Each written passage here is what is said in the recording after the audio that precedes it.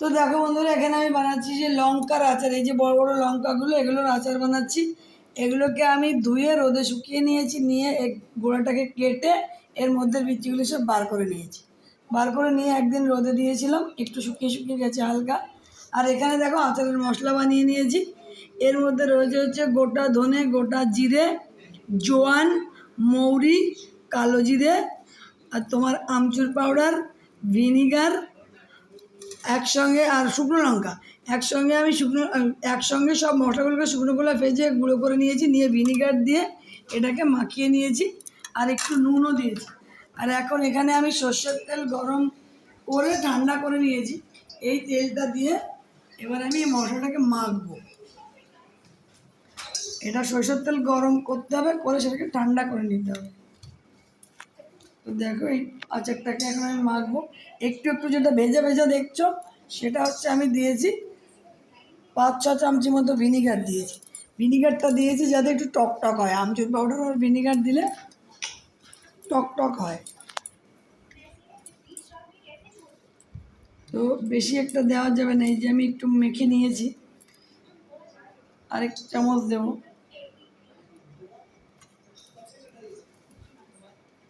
এটাকে ভালো করে মেখে দিচ্ছি, নিয়ে এবার আমি এই লঙ্কার মধ্যে ভরে দেব।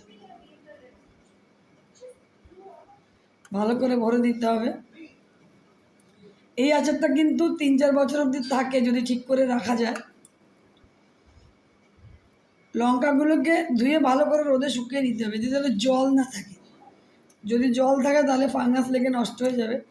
তো দেখো এই মশলাটাকে আমি ভালো করে আঙুল দিয়ে দিয়ে ঢুকিয়ে ভরে দিয়েছি। এবার একটা কাচের জারে রাখলে খুব ভালো হয়, তো আমার কাছে কাচের জার নেই, আমি এই জারটাতেই রাখছি। দেখো এইভাবে আমি কাচের জারের মধ্যে দাঁড় করিয়ে রাখলে ভালো হয়, কিন্তু শুয়ে রাখলাম, চওড়া মুকালা যেহেতু।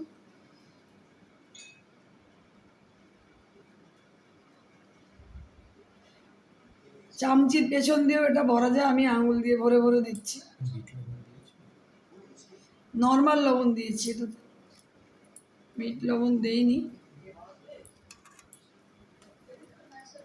দেখি এগুলো এইভাবে এগুলোকে ভরে ভরে আমি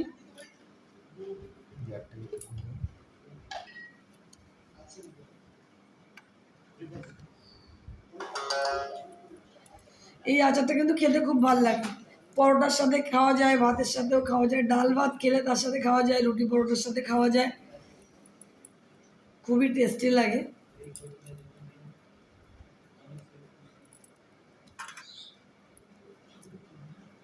দেখো আরেকটা ভরে নিলাম।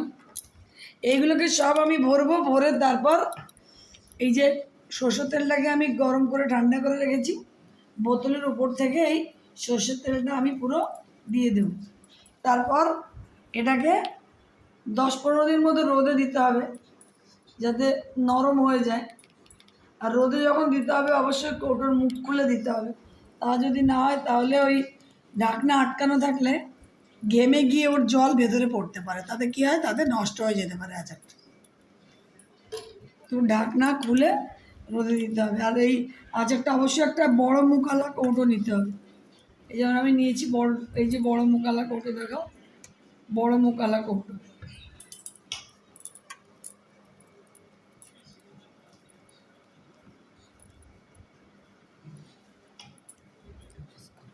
বলো। তো দেখো বন্ধুরা, পুরো আচারটাকে আমি সব লঙ্কাগুলোকে ভরে দিয়েছি। ভরে আমার এই যে কড়াইতে গরম তেলটা ছিল, দেখো কড়াইতে যে গরম তেলটা ছিল, এই তেলটা পুরো এর মধ্যে আমি ঢেলে দিয়েছি। ঢেলে আমি এই কৌটোটাকে আটকে একটু নাড়িয়ে নিয়েছি, যাতে তেলটা পুরো লঙ্কাটাতে মেখে দেয়। এবার দেখো কেমন সুন্দর কালার এসে, সাইডটা দেখো।